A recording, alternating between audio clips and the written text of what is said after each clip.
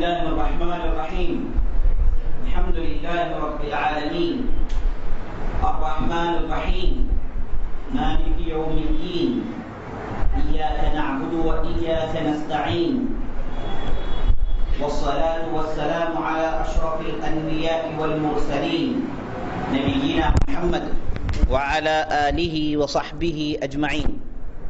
أما بعد فقال الله تبارك وتعالى إذ تستغيثون ربكم فاستجاب لكم أني ممدكم بألف من الملائكة مردفين.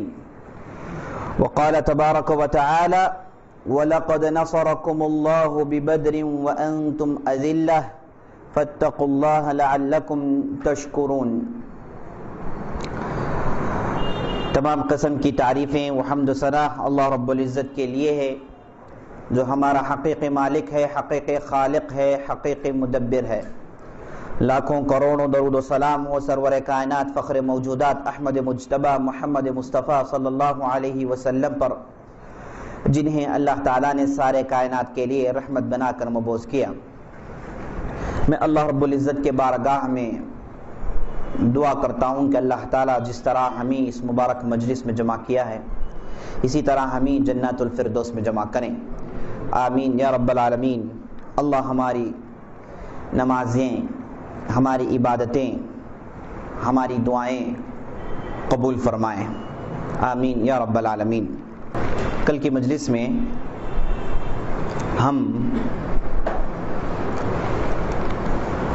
آپ صلی اللہ علیہ وسلم نے جب صحابہ سے مشورہ پوچھا کیا آگے بڑھیں یا پھر یہیں سے لوٹ جائیں، جبکہ آپ صلی اللہ علیہ وسلم کی رائے یہ تھی کہ ابو سفیان نے تو اپنا لشکر چکما دے کر نکال لے گیا، لیکن قریش اتراتے ہوئے، تکبری کا اظہار کرتے ہوئے، گھمنڈ کے ساتھ ایک بہت بڑی تعداد لے کر بدر کے میدان کی طرف آگے بڑھ رہے ہیں.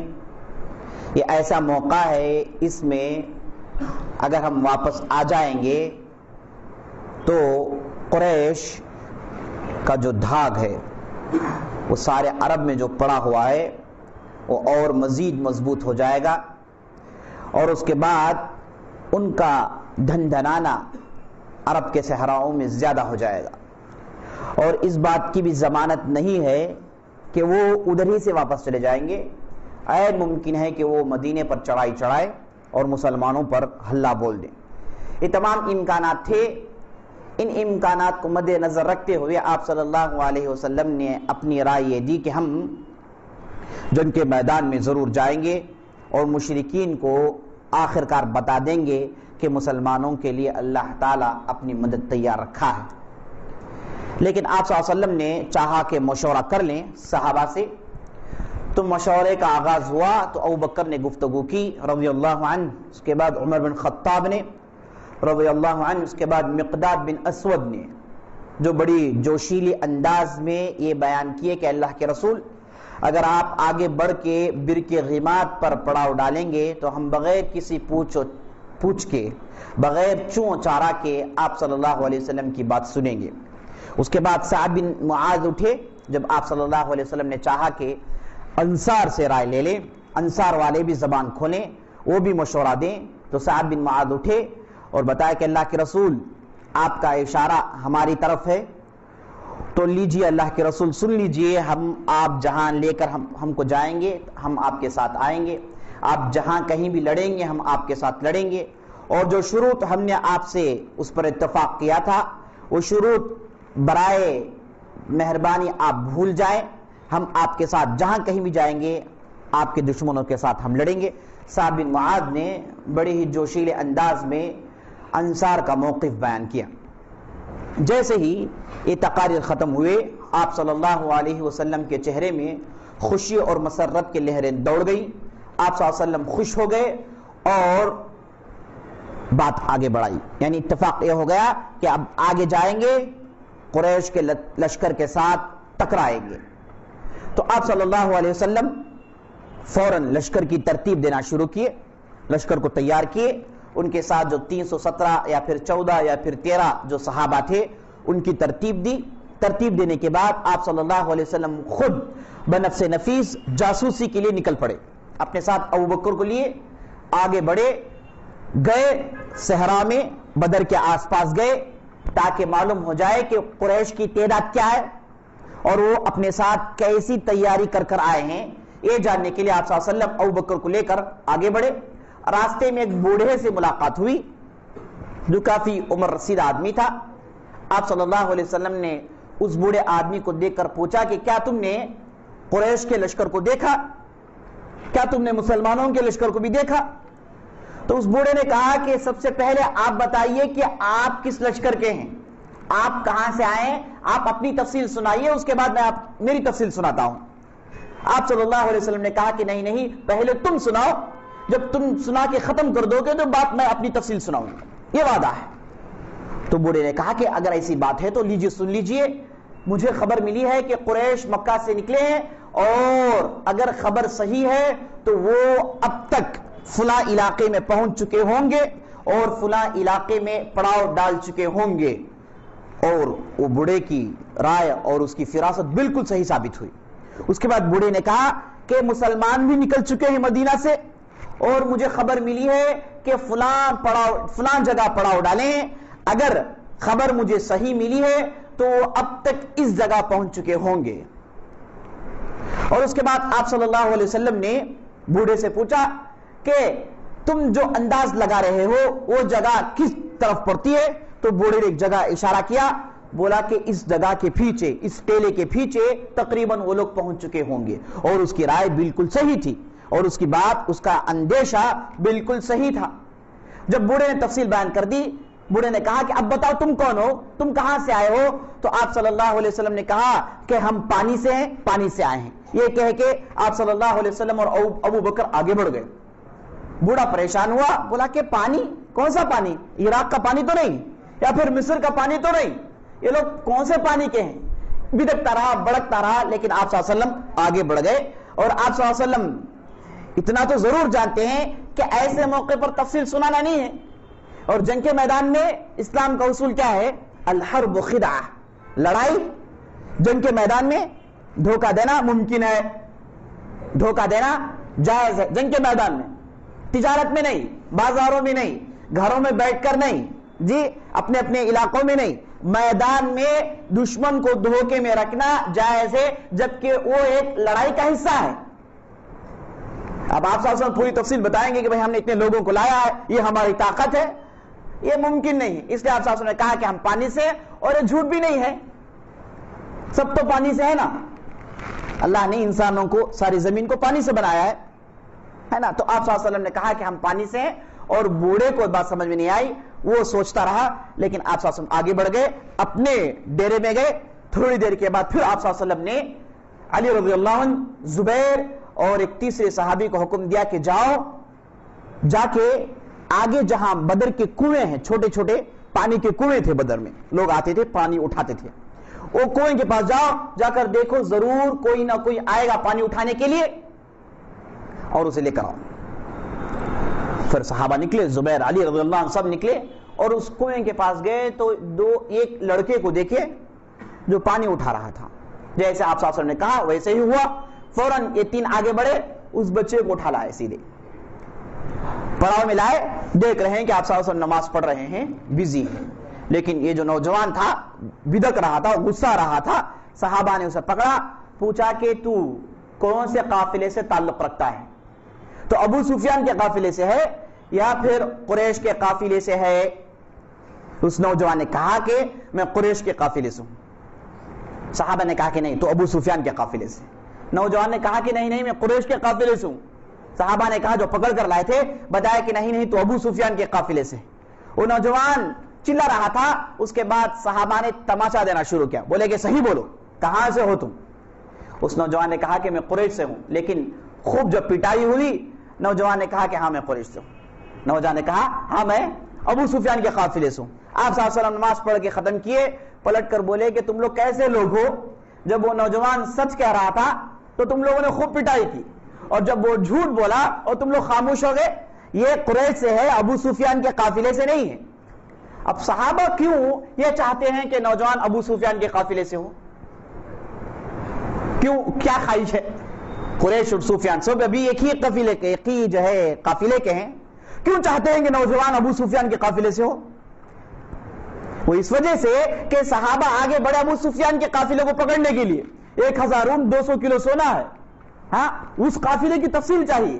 اب قریش آئے ہیں تو دوسری بات ہے, لیکن ابو سفیان کا قافلہ زیادہ اہمیت رکھتا ہے, تو بولے کہ تو ابو سفیان کا قافلے کا ہے. تو آخر بات یہ معلوم ہوئی کہ نہیں وہ قریش کے قافلے کا تھا. اس کے بعد آپ صلی اللہ علیہ وسلم نے نوجوان کو پکڑا اور تفصیل پوچھنے لگے. بولے کہ تم لوگ کتنے ہو؟ تو اس نوجوان نے کہا کہ مجھے معلوم نہیں, لیکن ہم لوگ بہت ہیں, بہت بڑی تعداد ہماری. تو آپ صلی اللہ علیہ وسلم نے کہا کہ روزانہ کتنے اونٹ کٹتے ہیں؟ تو اس نوجوان نے کہا کبھی 9 کاٹتے ہیں تو کبھی 10 کاٹتے ہیں. تو آپ صلی اللہ علیہ وسلم نے کہا لشکر کی تعداد 900 اور 1000 کے آس پاس ہے. 900 اور 1000 کے آس پاس ہے, یعنی 10 لوگوں کا 1 اونٹ, یعنی 1 اونٹ 10 لوگ کھائیں گے. 1 اونٹ جو تقریباً 100-150 کلو کا ہوتا ہے, معمولی اونٹ 100 کلو کا ہوگا, 150 کلو کا اونٹ 10 لوگ کھائیں گے, یعنی ایک آدمی 15 کلو گوشت کھائے گا.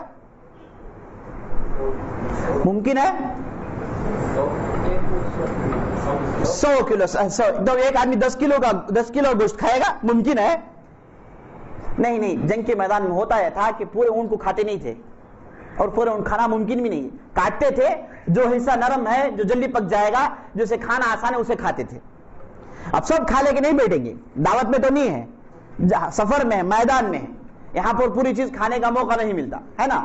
تو اس طریقے سے آپ صلی اللہ علیہ وسلم جانتے تھے اصول, اس لیے آپ صلی اللہ علیہ وسلم نے کہا کہ ہاں ان کی تعداد 900 اور 1000 کے آس پاس ہے. اس کے بعد آپ صلی اللہ علیہ وسلم نے نوجوان سے پوچھا کہ تم نے پڑاؤ کہاں ڈالا ہے؟ اس نوجوان نے کہا کہ اس ٹیلی کے پیچھے ہے. یہ جو ٹیلی آپ دیکھ رہے ہیں, جو پہاڑ ہے, اس کے پیچھے ہمارا لشکر ہے. پوری تفصیل سنے. اس کے بعد آپ صلی اللہ علیہ وسلم نے نوجوان کو چھوڑ دیا, وہ نوجوان آگے بڑھ کر چلا گیا. تو آپ صلی اللہ علیہ وسلم نے صحابہ سے کہا کہ اب دشمن بالکل قریب ہے, اور آپ صلی اللہ علیہ وسلم نے اس نوجوان سے یہ بھی تفصیل پوچھا تھا کہ قریش کے کون سے سردار ہیں. نوجوان سے پوچھا کہ نام بتاؤ. تو نوجوان نے کہا کہ ہمارے لشکر میں امیہ بن خلف ہے, ہمارے لشکر میں ابو جہل ہے, ہمارے لشکر میں عقبہ بن ابی معیط ہے, ہمارے لشکر میں فلاں ہے, عتبہ ہے, ربیعہ ہے, اور فلاں ہے. بڑے بڑے سرداروں کے نام لیا. تو آپ صلی اللہ علیہ وسلم پلٹ کر صحابہ سے کہے کہ صحابہ خوش ہو جاؤ, مکے نے اپنی جگر کے ٹکڑے نکال کر تمہارے سامنے ڈال دیے ہیں. مکے نے اپنے جگر کے ٹکڑوں کو نکال کر تمہارے سامنے ڈال دیے ہیں, خوش ہو جاؤ, کل میدان میں ان سے ملاقات ہوگی. جب نوجوان چلے گیا, آپ صلی اللہ علیہ وسلم نے لشکر کی ترتیب دی اور ساتھ ساتھ یہ بتا رہے تھے, تو یاد رکھ لینا کل اس جگہ ابو جہل کی قتل گاہ ہے, اس جگہ عقبہ بن ابی معیط کو مارا جائے گا, اس جگہ ابو عمارہ ہوگا, اس جگہ فلاں ہوگا. جگہ دکھاتے جا رہے تھے اور آپ صلی اللہ علیہ وسلم بتاتے جا رہے تھے, کل فلاں ادھر مرے گا, کل فلاں ادھر جگہ قتل کیا جائے گا. تفصیل سناتے جا رہے تھے. لشکر کی ترتیب ہوتی جا رہی ہے, آپ صلی اللہ علیہ وسلم لشکر کی ترتیب دے رہے ہیں. اتنے میں رات کا موقع آ گیا, سونے کا موقع آ گیا. آپ صلی اللہ علیہ وسلم نے حکم دیا کہ جا کر آپ لوگ چین سے سو جائیں, اور اللہ نے بھی چین کا انتظام کیا. آسمان سے بارش برسائی, جس کی وجہ سے سارا بدر جو صحرا نما تھا, بارش پڑنے کی وجہ سے کچا ہو گیا. کچا ہو گئے تو میدان میں پیر جم سکتے ہیں, اور بارش پڑنے کے بعد گرمی چلی گئی.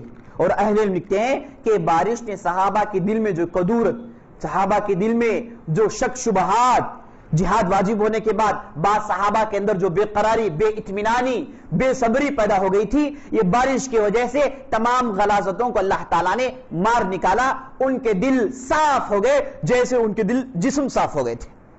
رات میں بارش ہوئی, اور یہ رات 17ویں رمضان 2 ہجری کی رات تھی.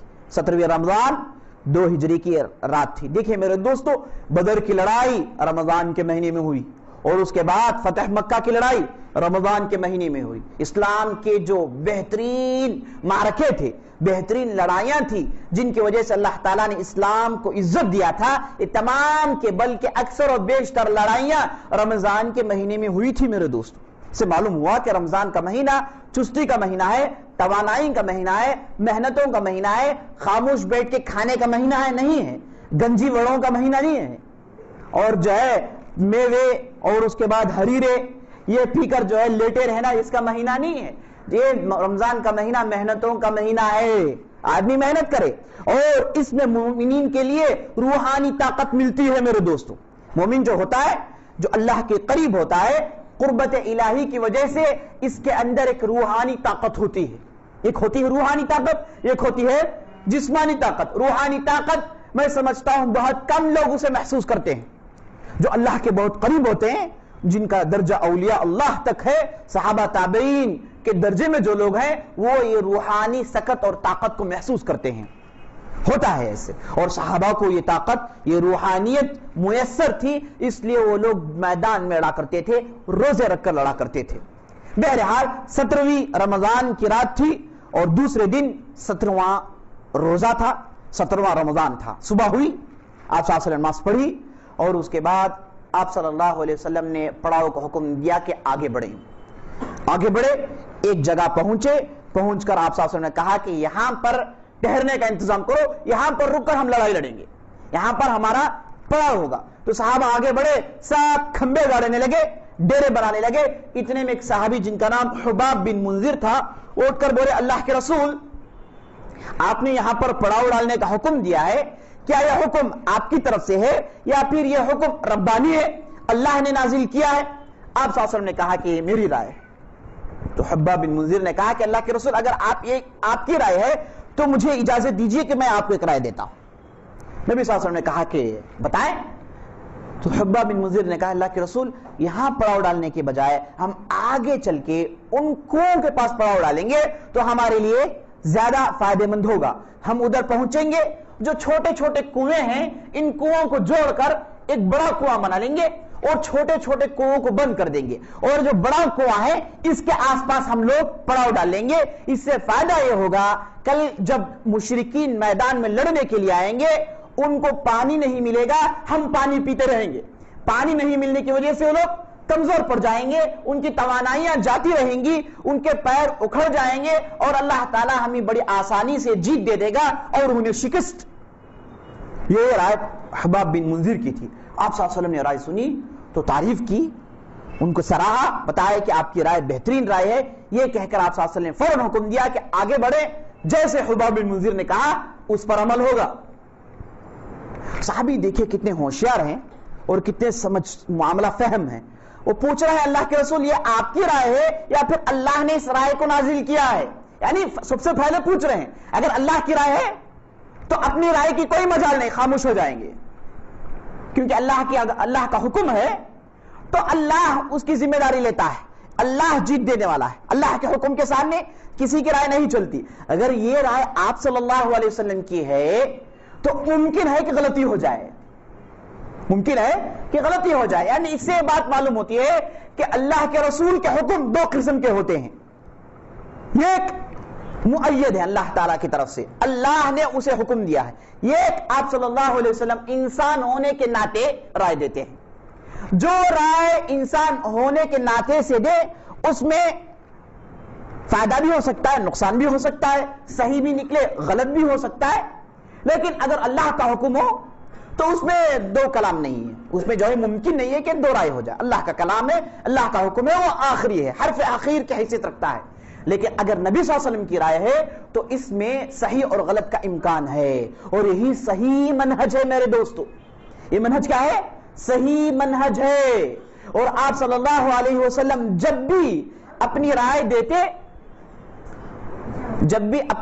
دیتے تو صحابہ کو معلوم ہو جاتا ہے کہ یہ رائے اللہ تعالیٰ کی طرف سے ہے یا پھر یہ رائے آپ صلی اللہ علیہ وسلم انسان ہونے کے ناطے دے رہے ہیں. صحابہ معلوم ہوتا ہے ان کو کہ یہ جو آپ صلی اللہ علیہ وسلم کہہ رہے ہیں یہ دنیاوی اعتبار سے کہہ رہے ہیں, اور فلان جو کام کر رہے ہیں یہ اللہ تعالیٰ کی طرف سے حکم ہے. اور آپ صلی اللہ علیہ وسلم جب مدینے میں آئے تو ایک مرتبہ آپ صلی اللہ علیہ وسلم نے کھلی چھوٹ دے دی. ایک مسئلہ پیش آیا جس میں آپ صلی اللہ علیہ وسلم نے کہا کہ تم لوگ جو کھجور کو جو ہے اس کی اجاگری کے لیے, اس کی جو ہے پیداوار کی زیادتی کے لیے صحابہ ایک کام کیا کرتے تھے, نر جھاڑی سے اس کی بینجیاں لاتے, مادہ جھاڑی میں رکھ دیتے اور اس کے بعد اسے باندھ دیا کرتے تھے, جس کی وجہ سے ہوتا یہ تھا کھجور کا بہتات ہوتا اور اس کی پیداوار سب سے زیادہ ہوتی. یہ طریقہ تھا انصار کا. آپ صلی اللہ علیہ وسلم چونکہ مکے کے تھے یہ طریقہ نہیں جانتے تھے, مدینے میں آئے تو بتایا کہ ایسا مت کرو, چھوڑ دو, جو بھی نکلے گا اللہ کے نام سے ہوگا, اور چھوڑ دیجئے, آپ ایسا کام کیوں کرتے ہیں؟ تو صحابہ جب چھوڑ دیے تو صحابہ کو نقصان اٹھانا پڑا. سب آئے آ کر بولے اللہ کے رسول آپ کی رائے پر عمل کیے تو پیداوار بہت کم نکلا, محصول بہت کم نکلا, اللہ کے رسول آپ کی رائے پر عمل کرنے کی وجہ سے. آپ صلی اللہ علیہ وسلم نے کہا کہ تم لوگ دیکھو دنیا کے معاملات کو مجھ سے زیادہ جانتے ہو, انتم اعلم بامور دنیاکم, تم لوگ تمہاری دنیاوی معاملات کو زیادہ جانتے ہو. میں نبی بنا کر بھیجا ہوں, مجھے اللہ اپنا کلام سناتا ہے, میں شریعت کا ماہر ہوں, شریعت کے تعلق سے جو بھی کہوں گا اس پر عمل کرنا ہے تم کو. لیکن یہ جو تجارت ہے اور بستیاں باندھنا ہے, سڑکیں باندھنا ہے, تمہارے جو داخلی اور نجی معاملات ہیں اس میں صرف رائے دوں گا, اور یہ رائے کبھی صحیح ہوگی اور کبھی غلط ہوگی. اور اللہ تعالیٰ انبیاء کو شریعت دے کر بھیجتا ہے. انبیاء کوئی پہلے ڈاکٹر انجینئر بن کر نہیں آتے, انبیاء آتے ہیں تو شریعت کے ماہر بن کر آتے ہیں. ان کا موضوع انسان کو کیسے فلاح دیں, انسان کو کیسے ہدایت پر چلائے, مرنے کے بعد آخرت کیسے دلوائیں, یہ انبیاء کا موضوع ہوتا ہے, اور اسی پر وہ کامزن ہوتے ہیں اور اسی کے تعلق سے لوگوں کو تربیت دیتے ہیں. دنیاوی معاملات کوئی نبی ایسا نہیں جو بہت بڑے عمارت بنا, بہت بڑے جو کنسٹرکٹر تھے, بہت بڑے فلاں ماہر تھے, ایسا نہیں ہوتا ہے. تو صحابہ جو صحیح منہج جانتے تھے وہ لوگ پہچانتے تھے کہ یہ حکم نبی صلی اللہ علیہ وسلم اپنے طرف سے دے رہے ہیں, یہ حکم اللہ تعالیٰ کی طرف سے ہے. پہچانتے تھے. لیکن پہچاننے میں کبھی شبہ ہو جائے تو صحابہ پوچھ لیا کرتے تھے اللہ کے رسول آپ کی رائے ہے یا پھر یہ رائے آپ کی نہیں ہے, پوچھ لیا کرتے تھے. اور یہی صحیح منہج ہے میرے دوست. تو حباب بن منذر جو آپ صلی اللہ علیہ وسلم کی تربیت میں تھے وہ بہترین انداز سے جانتے تھے کہ آپ صلی اللہ علیہ وسلم کی کون سی رائے ہے اور کون سی اللہ تعالیٰ کی طرف سے ہے.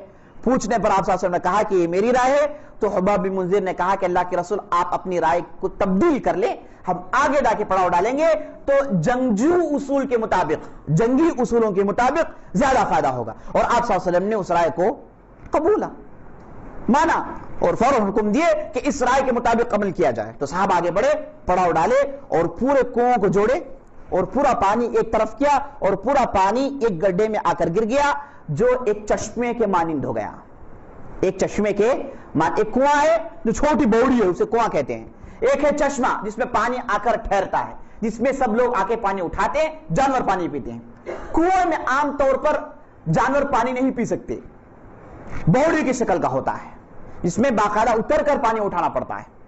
تو یہ جو کنواں تھا اسے کھود کر صحابہ نے چشمے کا شکل دے دیا اور اس کے اطراف پڑاؤ ڈال دیا, اور پانی اب صحابہ کے پاس ہے.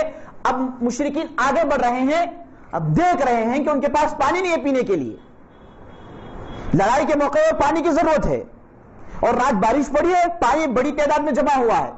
لیکن صحابہ نے ایسا ٹیکٹک کیا جس کی وجہ سے پورا پانی ان کے پاس ہے. مشرکین آئے, تھوڑی دیر کے لیے ان کو سمجھ میں نہیں آیا, بعد میں ان کو معلوم ہوا کہ صحابہ نے اپنے اصول کے مطابق کام کیا ہے اور کل کے لیے ہم کو تیاری کرنی ہے. اب جائیں مشکیزے میں پانی بھرے لا کر اپنے پاس جوڑ لیں, اس کے علاوہ کوئی ذریعہ نہیں ہے, ورنہ دوسرے دن لڑ نہیں سکتے, بغیر پانی کیسے لڑیں گے.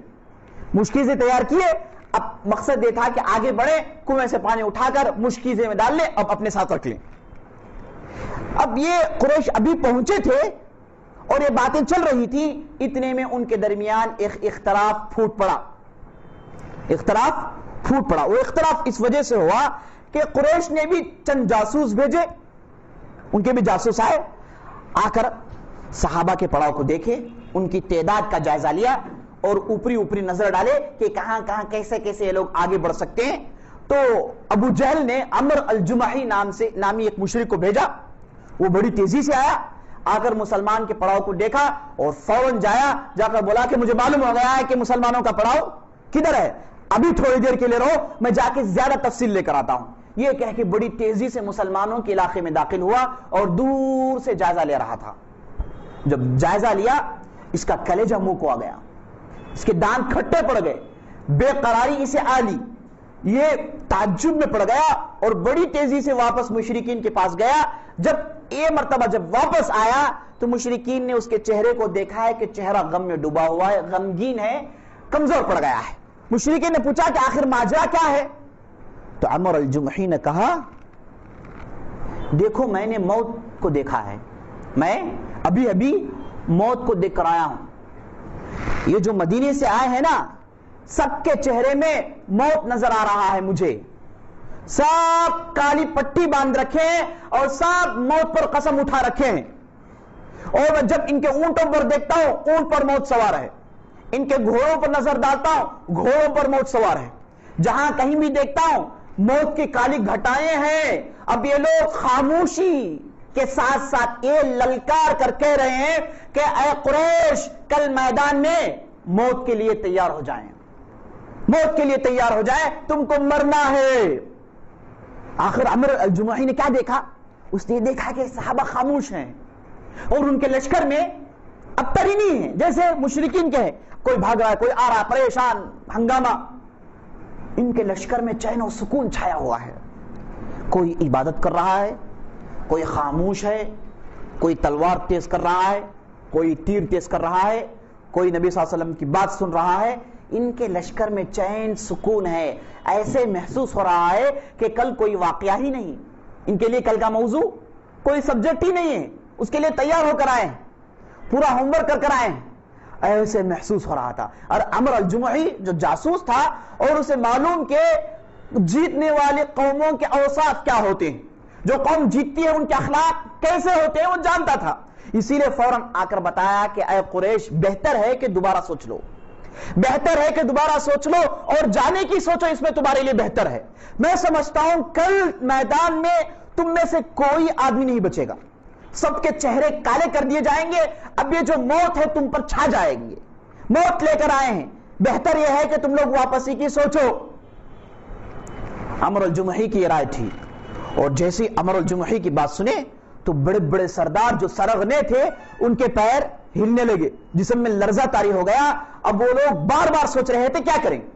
اتنے میں ایک صحابی جو آگے چل کر بنے، جن کا نام حکیم بن حزام، یہ جو آگے چل کر صحابی بنے، یہ جب تک مشرک تھے، مشرکین کے لشکر میں تھے. عمرو الجمحی کی بات سنے تو فوراً دوڑ کر گئے عتبہ بن ربیعہ کے پاس. ابھی مشرک ہیں. عتبہ بن ربیعہ کے پاس جا کر بولے، اے عتبہ، تم نے سنا عمر نے کیا کہا؟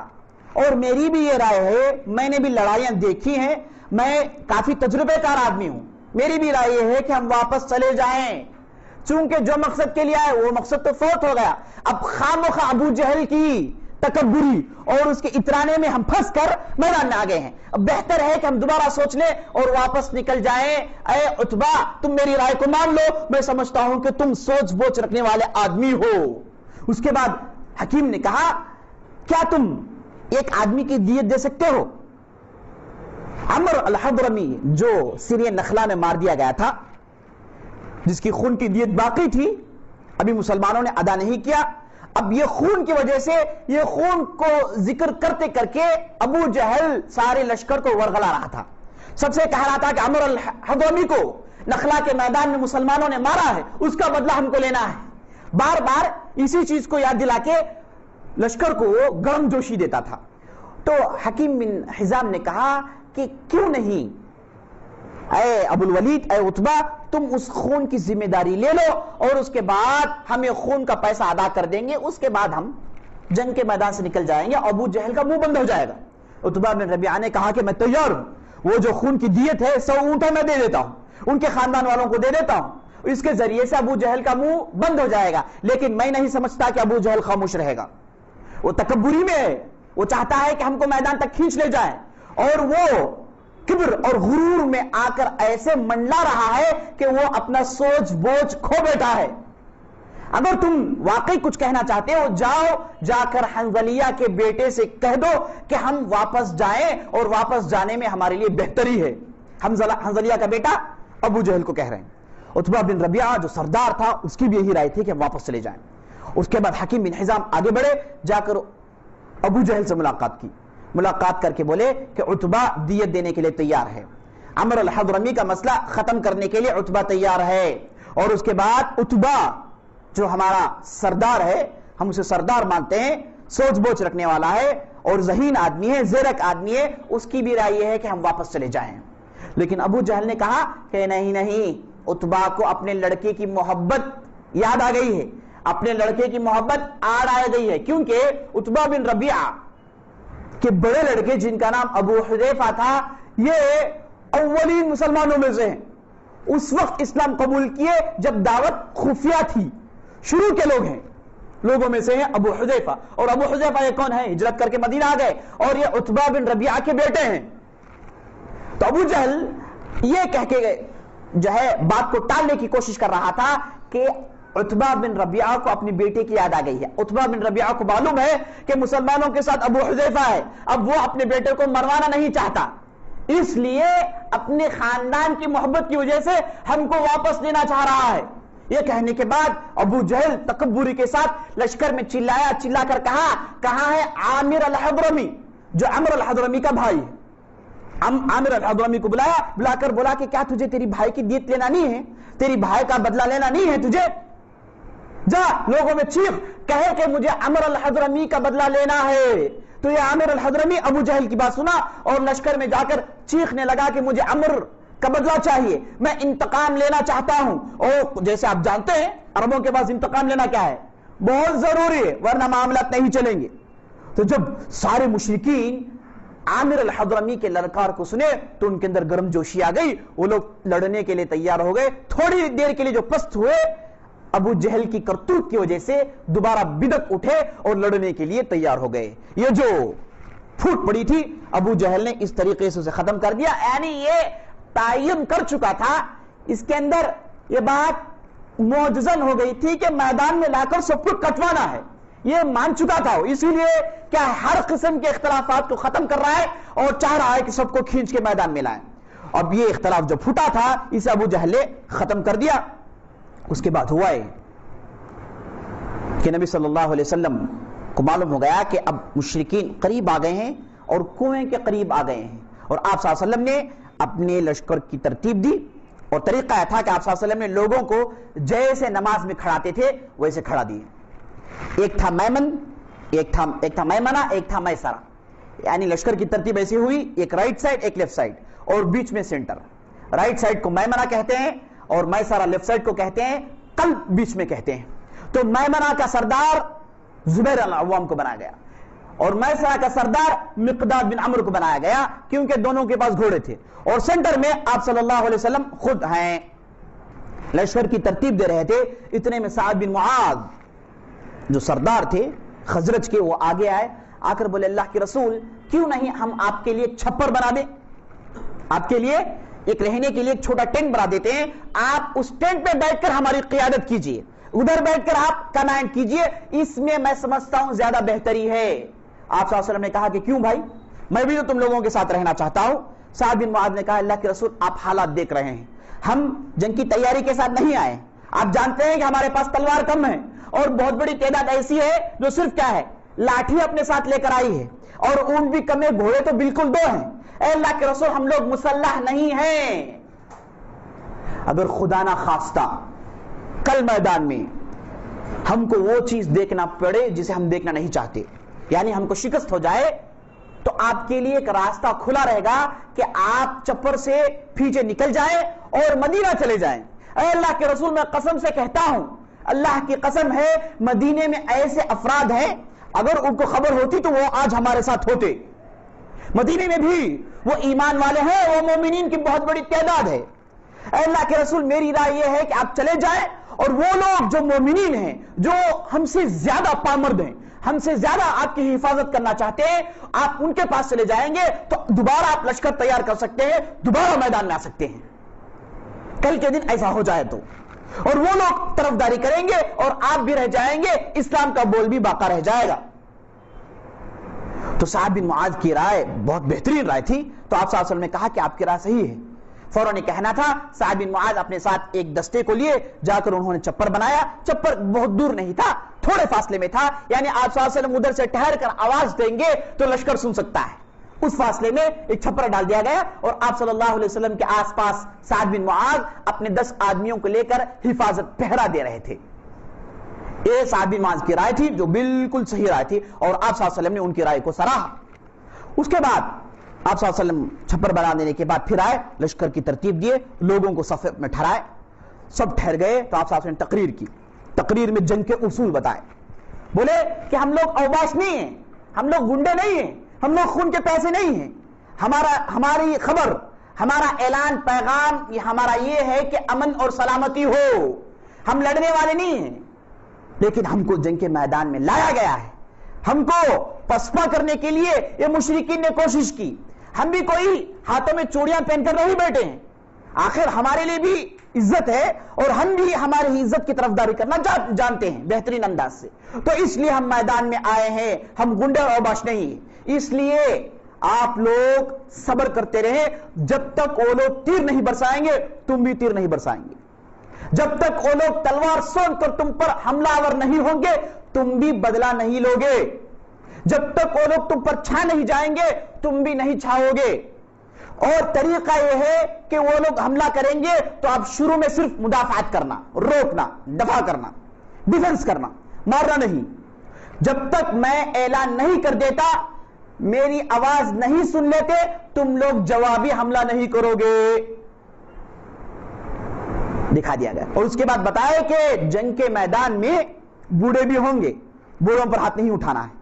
بوڑھے آ جائے تو ان کو ارسٹ کر لے، ان کو قتل نہ کرے. اور جنگ کے میدان میں بچے بھی ہو سکتے ہیں، بچوں کو قتل کرنا اچھی بات نہیں ہے. یہ مشرکین، ان کے پاس کوئی اصول نہیں ہے، مسلمانوں کے پاس اصول ہے. آپ صلی اللہ علیہ وسلم نے اصول بنا رکھا تھا، 15 سال سے کم لوگ جنگ کے میدان میں آئیں گے نہیں. بوڑھے ساتھ نہیں آئیں گے. عورتیں آئیں گی جو پیچھے رہیں گی، جو تیمارداری کریں گے، نرسنگ کرے گی. اصول تھے مسلمانوں کے پاس، جہاد کے لیے اصول ہیں. اور سب سے پہلا اصول میرے دوستوں، جہاد کے لیے امیر ہو. جہاد الگ چیز ہے، گنڈا گردی، دہشت گردی الگ چیز ہے. یہ سمجھ لینا چاہیے. ہم ادھر سیرت کے جو واقعات سنا رہے ہیں، یہ جہاد کے واقعات سنا رہے ہیں، یہ وہ جہادیں ہیں جن میں اصول کی پابندی کی گئی، جو اصول پر لڑی گئی. اور یہ جہادیں امن کا پیغام ہے. گویا اس کی مثال ایسی ہے کہ جسم میں اگر کوئی عضو خراب ہو جائے تو اسے کاٹ کے پھینکنے کے مانند ہے. ہم مسلمان گنڈا گرد نہیں ہیں. اب یہاں پر یہ واقعہ سنا کہ آپ کو کیا نہیں کرنا ہے. لڑائی میں، چاہ کے دکان میں جھگڑ لے کے، گلی کے کونے میں وہاں لڑ لے کے، جی وہاں گئے وہاں مارام دھاڑی، جی وہاں اوباش بن کے پھرنا، جی پوچھے تو صحابہ ایسے تھے، جی صحابہ ایسے کیے، اس لیے میں کوئی ایک ہندو مل جائے تو خوب اسے 4 جنے مل کے مارنا، جی. اور اس کے لیے نہیں سنا رہے ہم. یہ واقعہ تاریخ کے ہیں اور سیرت کے ہیں. اور یہ جو جہاد لڑی گئی یہ اصول کے ساتھ لڑی گئی. اس میں اصول ہے. ہم لوگوں کے پاس دہشت گردی نہیں ہے، اوباش نہیں ہے. ہم لوگ سڑک میں جھگڑتے نہیں ہیں، ایک گاڑی لا کے مار دے، دونوں اترے، خوب مکہ بازی، مٹھ بھیڑ، یہ نہیں ہے، یہ نہیں سکھا رہے ہیں. ہم بستیوں میں امن کا پیغام ہے. ہم ناحق کسی پر ہاتھ نہیں اٹھاتے. آپس میں جھگڑ لینا، کپڑے پھاڑ لینا، شرٹ پھاڑ لینا، دونوں زمین میں پڑ کے روٹیٹ ہونا، جی یہ ہماری تعلیمات میں نہیں ہے. ہماری تعلیمات صبر کی تعلیمات ہے. آدمی آپ پر زیادتی بھی کر دے، آپ اپنے اخلاق سے اسے رد کریں. کوئی آپ کو گالی بھی دے دے، آپ پلٹا کر گالی مت دیں. کوئی آپ کو چھاپڑ بھی مار دے نہ، آپ پلٹا کر مارے مت، جب تک کہ وہ آپ کو قتل کرنے کے پیچھے نہ پڑ جائے. آپ کے ساتھ جو اہل و عیال ہے ان کی عزتی کے لیے زیادتی کرنا بیٹھے اس پر، ویسے صورت میں آپ مدافعات کر سکتے ہیں، ویسے صورت میں آپ لڑ سکتے ہیں. لیکن عام پیغام یہ ہے کہ آپ اپنے اخلاق کا اظہار کریں. یہ جاہل لوگ ہیں، وہ نہیں جانتے، ان کو بتائیں. اور یاد رکھ لیجئے آپ کے اخلاق کے ذریعے سے ہی اسلام پھیلے گا. آپ اچھے اخلاق دکھائیں گے تو لوگ مسلمان ہوں گے. آپ بہترین معاملات ان کے ساتھ کریں گے تو وہ مسلمان ہوں گے. یہ کافر ہے جی، ہر جگہ جہاد کا میدان نہیں ہے، ہر جگہ تجارت کیے، خوب مال لے لیے، واپس پیسے نہیں دیے. مجھے کافر جسے کیا دینا واپس، جی اتنے دن یاد نہیں آیا، لیکن جب واپس دینے کی بات آئی تو کافر. انہیں پلیار کو ماننے والا، انہیں جو ہے تروپتی جاتا، انہیں مالے ڈالتا. ایسے لوگ ہیں، پیسے لے لیتے واپس نہیں. کیا بھائی اسے کیا جی دینا اسے واپس ہے، جی وہ دیا سو بسو سے پورا کیا دینا اسے. نہیں، گویا کہ اسلام کو بنیاد بنا کر ظلم کر رہے ہیں، اسلام کو بنیاد بنا کر دھوکہ دے رہے ہیں. یہ ہرگز جائز نہیں ہے میرے دوستو، یہ گناہ ہے. اس کا جواب آپ کو دینا پڑے گا. اگرچہ کہ آپ نے معاملات کافر سے کیے، انصاف سے کیجیے. لا یجرمنکم شنآن قوم علی الا تعدلوا اعدلوا هو اقرب للتقوى. کسی بھی قوم کا حسد آپ کو ظلم کرنے پر نہیں ابھارنا چاہیے. کسی بھی قوم حسد کر رہی ہے آپ سے، قوم آپ کے خلاف ہے، یہ حسد کی وجہ سے آپ ان پر ظلم مت کرو، ان کے ساتھ انصاف کرو. اور انصاف کرنے والوں کو اللہ پسند کرتا ہے اور اللہ انہیں اپنے پاس قریب رکھتا ہے. یہی اصول ہے میرے دوست. تو یہ جو واقعات ہم آپ کو سنا رہے ہیں، یہ اس وجہ سے سنا رہے ہیں کہ جو صحابہ عمدہ لوگ ہیں، شائستہ لوگ ہیں، شہروں میں رہنے والے ہیں، سیولائزڈ لوگ ہیں، لیکن جب ان پر ظلم کیا گیا، جب ان کے گھروں کو توڑنے کے پروگرامز بنائے گئے، تو ویسی صورت میں یہ لوگ اپنے گھروں میں نہیں بیٹھے، ظلم ہوا تو اس کے لیے کھڑے ہو گئے، تلوار بھی چلانا پڑا تو تلوار بھی چلائیں گے۔ یہی اصول ہے میرے دوستو۔ تو یہ جہاد میں اصول کی پابندی کی گئی۔ امیر ہیں، امیر کی اجازت ہے، اور حالات ایسے پیدا ہوئے جس کی وجہ سے امیر نے لڑائی کی اجازت دی، سب اصول ہے، اس کے مطابق لڑائی لڑی جا رہی، یہی جہاد ہے۔ سیدھے گئے، ایک عمارت کے نیچے بم رکھے، عمارت اڑا دی، اور آپس میں بولے کہ بہت بڑا جہاد لڑ رہے ہیں۔ جی آپ نے جو ہے معصوموں کو مارا ہے ایک عمارت میں، جی معصوم کو مارا ہے، لوگوں کو مارا ہے جو آپ کو جانتے ہی نہیں، نہ آپ کے وہ دشمن ہیں۔ میرے دوستو خدا کی قسم یہ چیز جائز نہیں ہے، ناحق قتل کرنا یہ بہت بڑا جرم ہے، بہت بڑی بے انصافی ہے، ظلم ہے۔ اگر کوئی آدمی ناحق قتل کرے، من قتل متعمدا فجزاؤہ جہنم، جو آدمی غیر سبب بغیر حق کے جانتے بوجھتے کسی بھی نفس کو قتل کیا، اس کے لیے 5 بڑے بڑے سزائیں۔ ایک، جہنم میں طویل مدت رہے گا، اللہ کی اس پر لعنت ہے، اور جہنم میں رہے گا، اور اللہ تعالیٰ اس کے لیے جو ہے اس کے جو ہے برکتوں کو دور کر دیتا ہے۔ تو آیت کے ذریعے سے بتا دیا گیا کہ ناحق قتل نہیں کرنا چاہیے، ناحق قتل کرنا بالکل جائز نہیں ہے۔ یہ بم کے دھماکے یا پھر جو ہے کسی آدمی کو جو ہے پلان ڈال کے اسے اٹھا دینا، یہ سب بے بنیادی باتیں ہیں میرے دوستو۔ ان باتوں کے ذریعے سے اسلام کو نقصان پہنچتا ہے۔ جو لوگ کرتے ہیں وہ لوگ الٹیمیٹلی نقصان اسلام کو پہنچا رہے ہیں۔ وہ چاہتے ہیں کہ خیر کرے لیکن شر کر بیٹھتے ہیں۔ اسی لیے چاہیے کہ آپ دیکھیں کہ آپ کس کے پیچھے جا رہے ہیں، آپ کے قائد کون ہیں، کس کے پیچھے آپ نے نیت باندھ کے نماز پڑھنے کے لیے کھڑے ہو گئے، یعنی آپ کس کی تباہ کر رہے ہیں، آپ کس کے پیرو ہیں۔ کیا وہ آدمی عالم ہے، دین کا علم رکھتا ہے، کتاب و سنت کی تعلیم حاصل کی ہے، کیا وہ دین کے اصول سے، دین کے مآخذ سے باتوں کو نکال سکتا ہے، کیا وہ شریعت کو پڑھا ہے، یہ تمام چیزیں دیکھیں۔ آج کل کیا ہے، ایک مسئلے میں لڑ لیے، فوراً دوسرے دن ڈکلیئر ایک نئی جماعت، چھوٹے مسئلے میں چاند کے مسئلے میں لڑ لیے، دوسرے دن ایک بہت بڑی جماعت نکل گئی، ہجرت کمیٹی۔ کیا بھائی اب ہماری جماعت الگ، تم لوگ چاند کو نہیں مانتے، تم لوگ پورے یہود و نصارہ، تم لوگ پورے کافر ہو گئے، یہ مسئلے کو نہیں مانے تمہیں کافر جی، تمہیں نعوذ باللہ، یہ مانو تمہیں، اس میں پورا ٹک ہے۔ یعنی ایک مسئلے میں جتنی اہمیت دینا ہے نہیں جانتے، جہالت کی وجہ سے، کس میں اختلاف ممکن ہے اور کس میں اختلاف ممکن نہیں ہے، کہاں اختلاف کرنا جائز ہے، کہاں اختلاف کی گنجائش ہے، کہاں اختلاف کی گنجائش نہیں ہے، کہاں اختلاف نہیں کرنا چاہیے، یہ سب صرف وہ آدمی سمجھ سکتا ہے جس نے فقہ پڑھا ہو، اصول الفقہ پڑھا ہو، حدیث پڑھا ہو، اصول الحدیث پڑھا ہو، تفسیر پڑھی ہو، باقاعدہ اصول کے مطابق تعلیم حاصل کی ہو۔ ہر ایرے غیر آدمی، ارد گرد کا آدمی 2 آیتیں کیا پڑھ لی، 2 حدیثیں کیا پڑھ لی، فوراً فتویٰ دینے لگے۔ اگر ایسا ہو جائے تو روزانہ ایک جماعت نکلے گی، یہ جماعتیں ملٹی پلائی ہوں گی، جیسے بیکٹیریا ملٹی پلائی ہوتے ہیں نا، ویسے لوگ ملٹی پلائی ہوتے جائیں گے میرے دوستوں۔ اسی لیے آپ دیکھیے کہ آپ کس کے پیچھے جا رہے ہیں، کس کی بات سن رہے ہیں، کون آپ کا قائد ہے۔ جماعتیں انگنت ہیں لیکن چلانے والے کون ہیں، کون ہے بھائی، نہیں معلوم۔ کہا بھائی وہ تفسیر کرتے بھائی، کون سی تفسیر بھائی، نہیں ان کو معلوم، عربی معلوم کیا بھائی، وہ خود نہیں معلوم، تفسیر کر رہے ہیں، پورا چل رہا ہے ماشاءاللہ، سب کچھ چل رہا ہے جی۔ تفسیر کون سی بھائی سناتے، نہیں انہوں سناتے پورا، عربی معلوم کیا بھائی، نہیں معلوم، تو پھر کیا سنا ہے، کیا خاک سنا ہے آپ جی۔ یہ ہمارے معاشرے میں وجہ یہ ہے کہ لوگوں کو الو بنایا جا رہا ہے، یا پھر صحیح تعلیم نہ ہونے کی وجہ سے، منہج نہیں معلوم ہونے کی وجہ سے ہر ایرا غیرہ فتوے کا اپنے آپ کو مستحق اور متأہل سمجھتا ہے میرے دوست۔ اسی لیے آپ دیکھیں کہ آپ کس کے پیچھے جا رہے ہیں، کون آپ کو گائیڈ کر رہا ہے، کون آپ کا ہاتھ پکڑا ہوا ہے، یہ دیکھیں آپ۔ اور اس کے بعد انسان کی فطرت یہ ہے کہ ہر نئی بات جذبات کے ساتھ سنائے فوراً آدمی قبول کر لیتا ہے۔ کیسے، کیا بھی نہیں بھائی، ہمیں لوگ 10 جنے جمع ہو کو یہ ایریا میں جب کام کرو گو خلافت قائم کر لیں گے، اللہ اکبر، سننے والا بولتا واہ کتنی بڑی خلافت ہی نبی ہے، اس کے علاوہ ہے کیا، اس کے علاوہ ہے کیا۔ اور چھوٹی بات کو، یعنی اتنی بڑی بات کو ایسے پیش کیا گیا گویا کہ بہت آسان چیز ہے۔ یہ لوگوں کی مثال کیا ہے، بلی کے قاب میں چھچوڑے، بلی جب بھی قاب دیکھتی ہے تو چھچوڑے دیکھتی ہے، کوئی اور چیز نہیں دیکھتی، کیونکہ اسے وہ چاہیے۔ اب ان لوگوں کی مثال ایسی ہے میرے دوست، چونکہ علم نہیں رکھتے، معلوم نہیں کہ خلافت کیا چیز ہے۔ خلافت یہ لوگ کیا سمجھے ہیں کہ ایریا کا کاؤنسلر ہے، 2 جنے پھل کے پھرے تو بن جائے گا، جی وہ جا کے پوسٹر لگا دیے، مان لیے ایسا پروگرام بنا رہے کہ یہ صحیح معنی میں خواب میں جو ہے چھچوڑے ہیں. پورے جمع ہوں گے، اچانک جو ہے پورے مل کے لیجسلیٹو کونسل میں چلے جائیں گے، ٹھیک، وہاں کے لوگوں ہٹائیں گے، گویا کہ لوگ انتظار کر رہے ہیں، آؤ ہٹاؤ بھائی ہم نا، وہ لوگ انتظار کر کے بیٹھے ہیں، یہ جائیں گے ان کو ہٹا دیں گے، یہ لوگ پورے ایم ایل اے بن جائیں گے. اچھا اس کے بعد کیا پارلیمنٹ میں چلے جائیں گے، وہاں پر ہم لوگ جو ایم پیز ہیں نا ان کو جاؤ بولے تو پورے نکل چل جائیں گے. اس کے بعد ہمیں جا کے بیٹھ کے پورے ایم پیز بن کے اس کے بعد وہاں سے جو ہے خلافت ڈکلیئر کریں گے.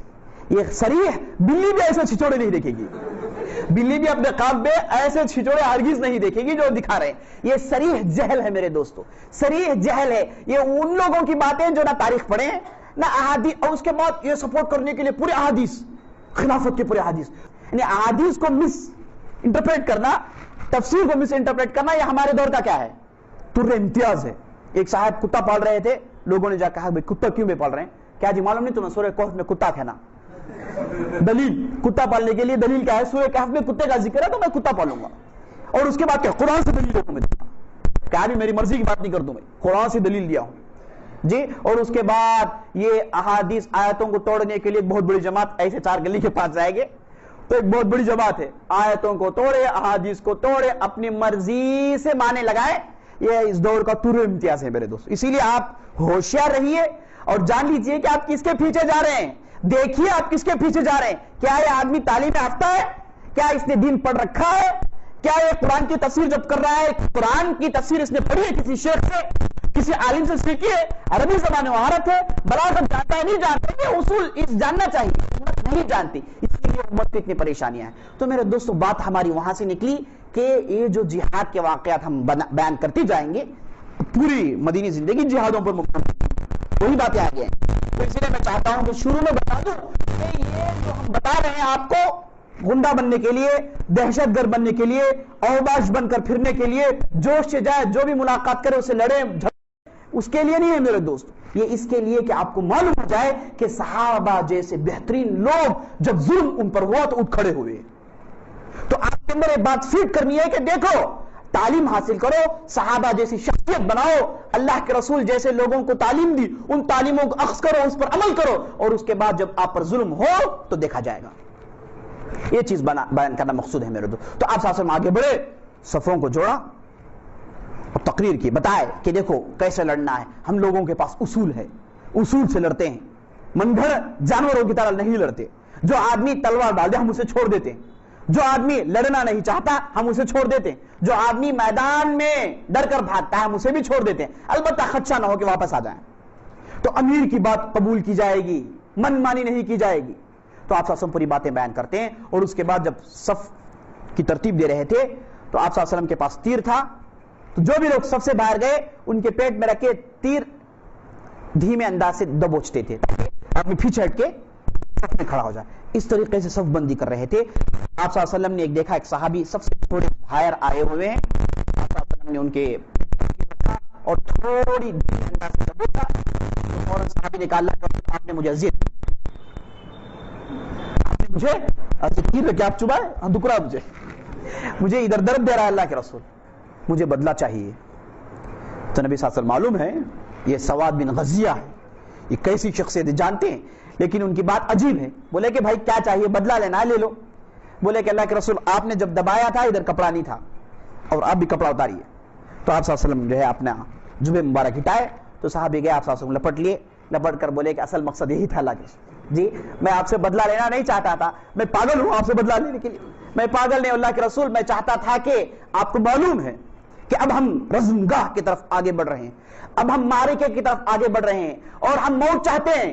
میں ادھر آیا ہوں موت کے لیے اللہ کے رسول، واپس جانے کے لیے نہیں، ہیں بیوی بچیاں، بستی میں بہت ساری ذمہ داریاں ہیں، لیکن اللہ کے رسول میں شہادت کی خواہش سے آیا ہوں، میں جنت دیکھ رہا ہوں، جنت کے وہ دل فریب مناظر میرے آنکھوں کے سامنے دوڑ رہے ہیں اللہ کے رسول. اے اللہ کے رسول حوروں کو دیکھ رہا ہوں، اے اللہ کے رسول ندیوں کو دیکھ رہا ہوں، شہد کی ندی دیکھ رہا ہوں، اور اس کے بعد شراب کی ندی دیکھ رہا ہوں، پانی کی ندی دیکھ رہا ہوں، دودھ کی ندی دیکھ رہا ہوں. اے اللہ کے رسول سب کچھ دیکھ رہا ہوں، میں ادھر جانا چاہتا ہوں، لیکن جانے سے پہلے میں چاہتا ہوں کہ میری چمڑی آپ کی چمڑی سے لگ جائے، برکت ٹرانسفر ہو جائے، یہ برکت لے کے میں جانا چاہتا ہوں اللہ کے رسول. یہی اصل مقصد تھا.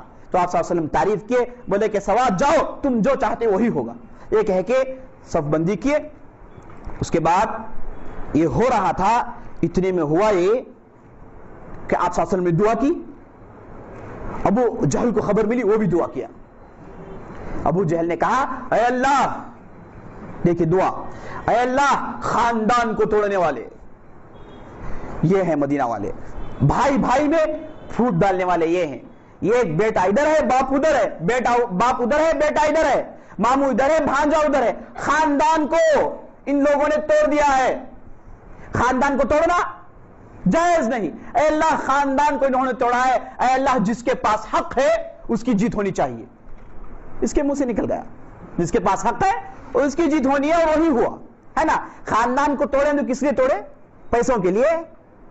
جی جیسے ہمارے معاشرے میں کہتے ہیں لوگ، کیا بھائی شادی میں انہوں سیراج بنتے نہیں بھائی، باقی بات ہی مانتے نہیں انہوں. جی ایک سونے کی ہونٹ بھی ڈالے، وہ بھی ڈالنے میں نہیں بولتے ہوں. جی کیا پوزل ہے، ذرہ سندر لگا تم بولے، ذرہ ہلدی لگا تو بولے، وہ بھی مانتے نہیں بھائی. کیوں بھی مانتی نہیں؟ گھر والوں سب کچھ دل دوں گا. امی جو ہے رولے بیٹھے، وہاں ابا پریشان ہے، انہیں ایک لا کے ہاتھ ڈال وہ بھی نہیں ڈالوں گا بتانے کا. اس سے رنگا ہے جی، کون کس کا سر پھرا ہوا چھوڑا رہے. اچھا تھا جاؤ وہاں بھی ساتھ جواب، اور جو ہے پھوک کیا گئی دادا چھوڑا لے. دلیل اللہ اکبر، ابا کی بات نہیں مان رہے، یعنی اللہ اور اللہ کے رسول کی بات سب ادھر مانے یا نہ الگ بات، ابا کی بات نہیں مانے. اور اتنے دن کہا میں معلوم ابا یہاں اس وقت، جی اس وقت وہ پھول کا ہار نہیں پہنے، ابا یاد آ گئے. جی یعنی بدعت کرنے کے لیے اور لوگوں کو دین کے خلاف لے کے جانے کے لیے دلائل دیکھیے جم کے. اور پرسوں ایک صاحب تقریر دکھائے، مولانا بیٹھے ہیں، بڑا مجموعہ ہے، اور مولانا جو ہے بیٹھ کے تقریر میں بڑے ہنسے اور مذاق کے انداز میں یہ سنا رہے ہیں کہ آج کل کے نوجوان جو ہے بڈی نہیں پہنتے، سیرا نہیں پہنتے، پہننا چاہیے. جی یہ پہنے تو ہی شادی، ورنہ شادی نہیں ہے. دلیل کیا ہے؟ کوئی ملنے آئے بولے تو بدی پہلے گئے نوشول کو معلوم ہوگا. جی اور بدی نہیں ہے تو سوب سے مریں گے. ان کو مبارکباد دینے کے بجائے ان کو دے دیں گے، کیا ہوگا؟ کیا پرابلم؟ بدلوں کو دے دے باندھ لیے کیا ہو جائے گا بھائی؟ بدلوں کو دے، ان کو نوشو بول، ان کو مبارکباد دی، کیا پرابلم کیا ہے؟ بیٹی دے دیے تھا کہ بڑھائی جا بول کے. ویسے تو نہیں کہ مس ہو گیا، ویسے تو ہوتا ہے. ویسے زندگی بھر پہنتے رہنا، 6 مہینے پہلے پھرتے رہنا، کیونکہ لوگ ملتے رہتے. وہ امریکہ سے آئے کام ہے نوشو ادھر ہی دیکھو، انہیں بدی نہیں ہے نا تب. جی ایسے بیکار باتیں، بے بنیاد باتیں یہ کہہ کے لوگوں کو دین کی طرف، دین سے دور کرنے کے دلائل. اور ابو جہل وہی دلیل، خاندانوں کو توڑا جا رہا. کیا جی توڑے خاندان؟ جی دین کی بات آئی، اللہ کے لیے، ایمان کے لیے. رشتہ کسی اور کا نہیں ہے، دین کے بنیاد پر، ایمان کے بنیاد پر رشتہ ہے. اسلام میں اصول کیا ہے؟ چاہے سگا باپ بھی کافر ہو تو وہ باپ کا مستحق نہیں. ابھی آپ دیکھیں گے ایمان کے تابناک نقوش جو صحابہ دکھائے. اس کے بعد آپ صلی اللہ علیہ وسلم صف بندی کیے اور آگے بڑھے، کنویں کے پاس پہنچ گئے. اور ابو جہل نے دعا دی، اور اس کے بعد آپ صلی اللہ علیہ وسلم نے دعا کی. اور آپ صلی اللہ علیہ وسلم لمبی دعا کر رہے تھے، بہت لمبی دعا کر رہے تھے. اور آپ صلی اللہ علیہ وسلم اپنے چھپر پہ ٹھہر کے ہاتھ اٹھا کے گڑ گڑا کے دعا کر رہے تھے. کہہ رہے تھے اللہ اللہم انجز ما وعدتنی، اے اللہ تو نے جو وعدہ کیا اس وعدے کو پورا کر. اے اللہ تیرا وعدہ تھا کہ تو ہمیں جیت دے گا. اے اللہ ہم میدان میں آ گئے ہیں، سامنے دشمن ہے، اے اللہ تو تیری رحمت نازل کر، اے اللہ تو مدد نازل کر. آپ صلی اللہ علیہ وسلم دعا کر رہے، آنکھوں میں سے آنسو جاری ہیں. اور آپ صلی اللہ علیہ وسلم کا رومال جو تھا نیچے گر گیا. پیچھے جو ابوبکر تھے اٹھا کر کپڑا ڈالتے ہوئے کہ اللہ کے رسول آپ دھیرج رکھیے، آپ دھیمے انداز سے مانگیے. اے اللہ کے رسول آپ بے فکر رہیے، جیت ہماری ہے، جیت ہماری ہے. پیچھے سے ابوبکر تسلی دے رہے تھے اور آپ صلی اللہ علیہ وسلم مانگتے جا رہے. اس کے بعد آپ صلی اللہ علیہ وسلم کہہ رہے اللہ اگر یہ گروہ جو میرے ساتھ ہے انہیں مار دیا جائے گا، ہمیں قتل کر دیا جائے گا، اللہ اس کے بعد تیری عبادت کرنے والے کوئی نہیں آئیں گے. ہم کو مار دیا جائے تیری عبادت کرنے کے لیے اس کے بعد کون آئیں گے؟ اے اللہ تو چاہتا ہے کہ تیری عبادت نہ ہو تو ہم کو مار دینا ہے اللہ. دعا کر رہے ہیں. اس کے بعد رحمت الہی کو جوش آیا اور رحمت ابر کی طرح، موسلا دھار بارش کی طرح بہنے لگی، برسنے لگی. اور اللہ تعالیٰ آیت نازل کی. اللہ تعالیٰ نے کہا اذ تستغیثون ربکم فاستجاب لکم انی ممدکم بألف من الملائکۃ مردفین. جب تم لوگ تڑپ رہے تھے، میری مدد مانگ رہے تھے، میں نے وعدہ کیا، میں نے تمہارے رسول کی دعا کو قبول کیا، میں اب ملائکہ نازل کر رہا ہوں جو آئیں گے تمہاری مدد کریں گے. اور اس کے بعد آپ صلی اللہ علیہ وسلم ہاتھ چھوڑتے کہتے ہیں ابو بکر دیکھو جبرائیل آئے ہیں، اپنے ساتھ اونٹ لائے ہیں. جبرائیل ڈسٹ میں ڈوبے ہوئے ہیں، غبار میں ڈوبے ہوئے ہیں، غبار کے اٹے ان کے چہرے میں، اپنے ساتھ ملائکہ لائے ہیں۔ اے ابو بکر دیکھو لڑائی کے میدان میں ملائکہ آ چکے ہیں۔ اور اس کے بعد آپ صلی اللہ علیہ وسلم سیدھے چھپر سے اترے اور کہتے جا رہے ہیں سیہزم الجمع ویولون الدبر، یہ کہتے ہوئے ابھی یہ جھٹے کو معلوم ہو جائے گا کہ حق پر کون ہے اور کس کی جیت ہوگی، یہ کہتے ہوئے آپ صلی اللہ علیہ وسلم آگے بڑھے اور اس کے بعد دیکھ رہے ہیں کہ جو مشرکین جن کے پاس پانی نہیں تھا اب پانی کے طاق میں ہے، پانی چاہیے، اب دیکھ رہے ہیں صحابہ کھڑے ادھر صف لے کے، تو اتنے میں ایک مشرک جس کا نام اسود بن عبد الاسد المخزومی، یہ مشرک پتہ نہیں اچانک اس کا دماغ خراب ہو گیا، اس نے کہا کہ میں جا کے پانی لاتا ہوں، اس نے کہا کہ میں جا کے پانی لاتا ہوں، تم دیکھتے رہو کہ میں کیسی پھرتی سے جاتا ہوں۔ یہ کہہ کے مشکیزہ لیا اور اپنے ہاتھ میں تلوار لی، چھلانگ لگا کے کنویں کے پاس آیا۔ یہی غلطی تھی اس کی، یہی غلطی تھی، کیونکہ ادھر شیر کھڑا ہے، حمزہ بن عبد المطلب کھڑے ہیں تلوار لے کے، کوئی قریب آئے تو لیزر کٹ تیار ہے اپنے ساتھ لے کے کھڑے ہیں یہ، لیکن یہ ظالم حمزہ کو نہیں دیکھا، سیدھے قریب آ گیا اور حمزہ اتنی تیزی سے برق رفتاری سے پہنچے اور ایسا ضرب لگائے اس کا گھٹنا جمپ ہو کے روٹیٹ ہو رہا ہے کہ پیر اڑ رہا ہے، ایسا ضرب لگائے کہ پیر اڑ رہا ہے۔ اور اس کے بعد یہ پیر تھا لیکن ظلم دیکھیے، زیادہ دیکھیے، یہ پیر سے کہا کہ نہیں پانی لوں گا میں، آگے بڑھا، اور حمزہ جو ہے یہ سوچ ہی رہا تھا کہ میں آگے بڑھوں گا، پانی میں ہاتھ ڈالوں گا، اتنے میں حمزہ کی تلوار 3 مرتبہ پیچھے نکل گئی،